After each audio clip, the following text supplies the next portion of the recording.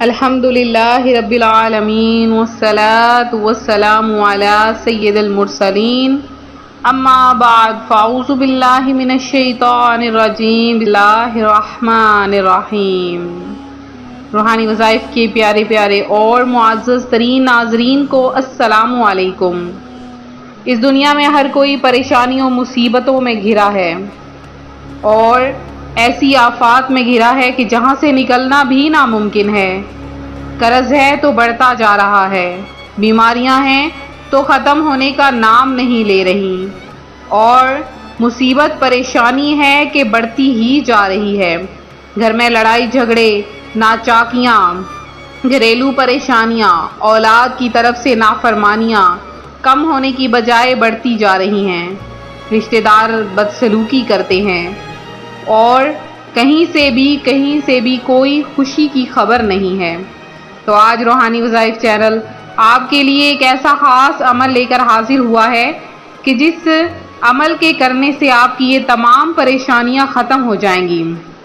آپ رزق کی خواہش رکھتے ہیں، آپ بیماریوں سے نجات چاہتے ہیں، آپ یہ چاہتے ہیں کہ آپ کا کاروبار دن دگنی رات چوگنی ترقی کرے، خاندان میں آپ کی عزت کی جائے، آپ کے بغیر کوئی کام بھی نہ ہو، ہر کام آپ کے بغیر ادھورا ہو جائے، آپ جہاں چاہتے ہیں وہاں آپ کا مناسب اور اچھا رشتہ ہو جائے، من پسند شادی کرنا چاہتے ہیں یا میاں بیوی کے درمیان جھگڑا ہے اور وہ ختم کرنا چاہتے ہیں، کسی بھی قسم کے کوئی بھی مسائل ہیں حل کرنے کے لیے آج روحانی وظائف چینل آپ کے لیے بہت ہی آسان اور چھوٹا سا عمل لے کر حاضر ہوا ہے۔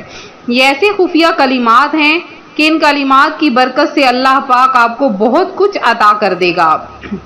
تو جب بھی آپ کوئی وظیفہ کریں تو وظیفہ کرنے کے ساتھ ساتھ درود پاک ضرور پڑھا کریں اور ساتھ میں نماز کی ادائیگی بھی لازم قرار کر لیں، کیونکہ جو نماز نہیں پڑھتا اس کی دعا قبول نہیں ہوتی ہے، اور جو درود پاک نہیں پڑھتا اس کی دعا آسمان اور اس کے سر کے درمیان معلق یعنی لٹکی رہتی ہے۔ تو جب بندہ درود پاک پڑھ لیتا ہے تو اس کی دعا ساتوں آسمانوں میں چلی جاتی ہے اور فوری طور پر مقبول ہو جاتی ہے۔ درود پاک اسی لیے پڑھا جاتا ہے، اور درود پاک پڑھنے کے بے شمار فضائل اور برکات بھی ہیں جو روحانی وظائف چینل آپ کے لیے روزانہ لے کر حاضر ہوتا ہے۔ تو کثرت کے ساتھ اپنے زبان کو اللہ کے ذکر سے تر کر لیجئے، کیونکہ جو لوگ فضول گوئی کی عادت اپنا لیتے ہیں تو اللہ تبارک و تعالیٰ ان کی دعاؤں کو قبول نہیں کرتا ہے۔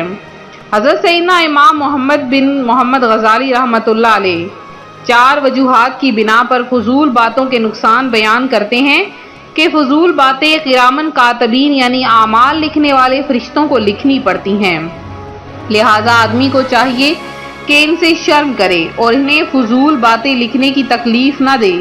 فضول باتوں کی مذمت میں دوسری وجہ بیان کرتے ہیں کہ یہ بات اچھی نہیں کہ فضول باتوں سے بھرپور اعمال نامہ اللہ کریم کی بارگاہ میں پیش ہو۔ فضول باتوں کی مذمت کی تیسری وجہ یہ ہے کہ اللہ کے دربار میں تمام مخلوق کے سامنے بندے کو حکم ہوگا کہ اپنا اعمال نامہ پڑھ کر سناؤ۔ اب قیامت کی خوفناک سختیاں اس کے سامنے ہوں گی، انسان بے لباس ہوگا، سخت پیاسا ہوگا، بھوک سے کمر ٹوٹ رہی ہوگی، جنت میں جانے سے روک دیا گیا ہوگا اور ہر قسم کی راحت اس پر بند کر دی گئی ہوگی۔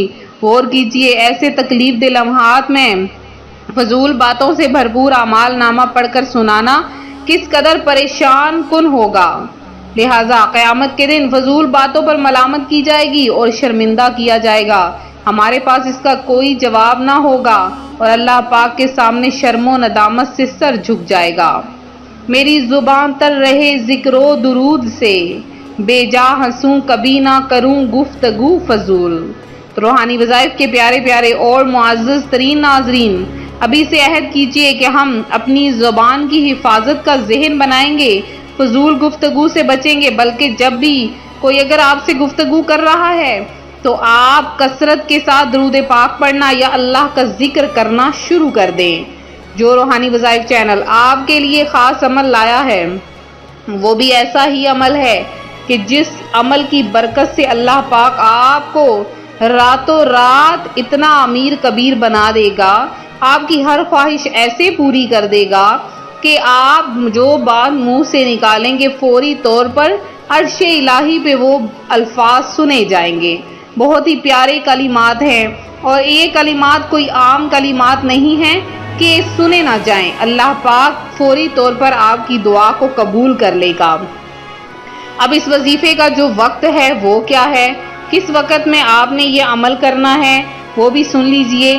آپ نے نماز ظہر سے پہلے، سورج صحیح آسمان پر بلند ہو، نماز ظہر سے پہلے آپ نے اس عمل کو کر لینا ہے۔ نماز ظہر سے 1 گھنٹہ پہلے آپ اس عمل کو کر لیں، یا آپ 2 گھنٹہ پہلے اس عمل کو کر لیں۔ جیسے جتنا زیادہ سورج تیز ہوگا، سورج بلند ہوگا، اتنی ہی جلدی آپ کی حاجت بھی پوری ہو جائے گی۔ اب آپ نے کرنا کیا ہے کہ آپ کا اگر وضو نہیں تو وضو کر لیں، اور اگر آپ کا وضو نہیں ہے، اب نہیں کر سکتے تو آپ اچھی طرح سے کلی کر لیں۔